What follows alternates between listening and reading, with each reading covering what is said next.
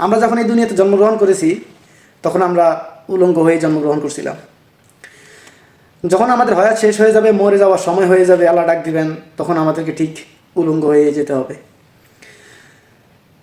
দুনিয়াতে আসার পরে আমাদেরকে সর্বপ্রথম গোসল করায় অন্যের হাত দিয়ে। মরার সময় আমাদের সর্বশেষ গোসলটাও করায় অন্যের হাত দিয়েই। আসসালামু আলাইকুম ডিয়ার অডিয়েন্স, আশা করি সবাই ভালো আছেন, আমিও ভালো আছি আলহামদুলিল্লাহ। জন্মের সময় আমরা সবাই যেমন শূন্য হাতে এসেছি, ঠিক মরার সময় আমাদেরকে সেই শূন্য হাতেই বিদায় নিতে হয়। তাহলে কিসের এত অহংকার, আর কিসের এত ঝগড়া বিবাদ, কিসের এত মারামারি? চলুন একটু সামনে যাই। আমরা এই দুনিয়াতে যা কিছু অর্জন করতেছি বা করব, এগুলো সম্পূর্ণ এই দুনিয়ার জন্য। আমাদের সাথে যদি কিছু যায়, সেটা হচ্ছে যে আমাদের আমলগুলো। আপনি দুনিয়াতে যতক্ষণ বেঁচে আছেন তখনই আপনাকে নিয়ে কদর করবে মানুষ।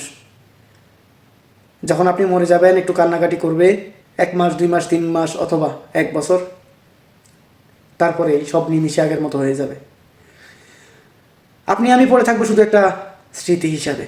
চলুন আর একটু সামনে যাই। এই যে এত কিছু করি আমরা, মরে যাওয়ার পর কাছের মানুষগুলোই আমাদেরকে ঘর থেকে বের করে দেয়। নিঃশ্বাসটা চলে যাওয়ার পর কেউ ঘরে রাখতে চায় না। মাথার মধ্যে শুধু টেন্ডেন্সি থাকে কখন আমাদেরকে কবর নিয়ে সবাই দেবে। এই দুনিয়াটা একটা খেলার মাঠ, আল্লাহ পাক আমাদেরকে যেখানে খেলতে নামাই দিছে। আমরা কি করি, কি করব, কি করছি, সব কিছুর হিসাব।